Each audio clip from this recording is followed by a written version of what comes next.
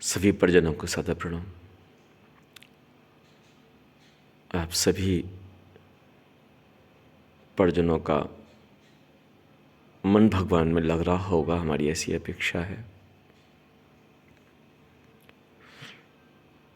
लेकिन कभी कभी एक जिज्ञासा होती है जानने की, सदा हम भगवान को एक स्थिति, एक अवस्था और एक रस से भजते हैं क्या? कि भगवान को भी भजने के लिए अलग अलग अवस्थाएं आती रहती हैं। कभी गहनतम अवस्था होती है जब भगवान के अलावा कोई नहीं दिखता। कभी गहनतम अवस्था ऐसी होती है कि जहाँ संसार के अलावा कोई नहीं दिखता। कभी कुछ कारण ऐसे होते हैं कि ईश्वर प्रेम में अश्रु बहना शुरू करा देते हैं, और कभी कभी संसार के भोग विलास और आकर्षण हमारी मुस्कुराहटों के कारण बन जाते हैं। नहीं समझ में आता कौन सा रास्ता सत्य है, क्या है भगवान। किसी स्थान की यात्रा का नाम भगवान है, किसी विग्रह के दर्शन का नाम भगवान है, किसी ग्रंथ के पढ़ने का नाम भगवान है क्या? सब कुछ दौड़ लिए, सब कुछ पढ़ लिया, सब कुछ जान लिया, लेकिन आंतरिक अवस्था में उथल पुथल बंद क्यों नहीं होती? क्यों नहीं मन शांत होता कि एक जगह जहां हमने भगवान को भगवान माना था वो हमने पा लिया, अब पा लिया है तो भटकाव किस बात का है? ये भटकाव खत्म होना चाहिए, और भटकाव है तो ये स्वीकार करो कि अभी तुमने भगवान को नहीं पाया। तुम्हारे लिए संसार के रिश्ते बड़े महत्वपूर्ण हैं। हमारी मजबूरी है, हमारे घर में बड़े हैं, वो जो कहेंगे हमें सो करना पड़ेगा, वो जो चाहेंगे हमें सो करना पड़ेगा, उनके रास्ते पे हमको चलना पड़ेगा। अरे फिर महत्वपूर्ण कहाँ रह गया भगवान? तू तय कर ले, घर में बड़े हैं कि बूढ़े हैं।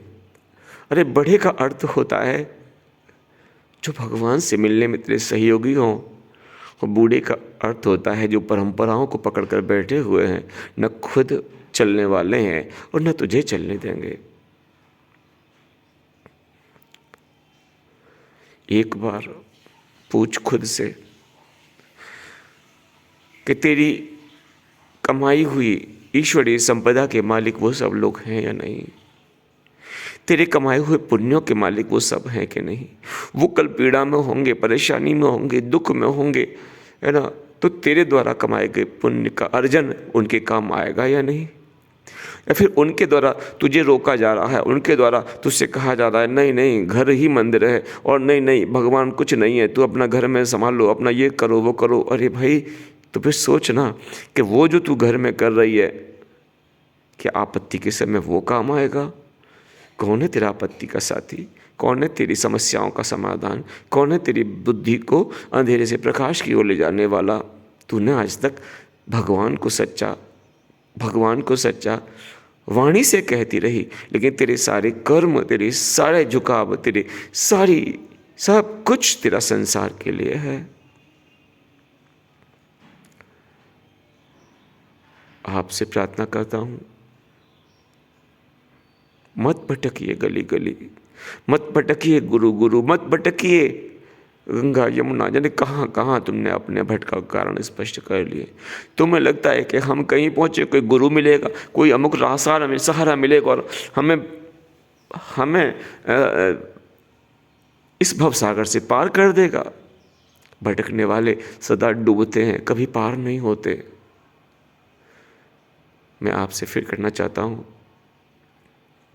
किसी भी कारण से यदि तुम भगवान से दूर हुए हो तो अपने को ये मत समझाना कि ये भी जरूरी था, वो भी जरूरी था, और हम सही हैं और ये ठीक हुआ, ये कुछ और नहीं। किसी भी कारण तुम भगवान से दूर हुए हो तो तैयार हो जाओ कि समस्याओं के पहाड़ तुम्हारे ऊपर अब गिरने वाले हैं।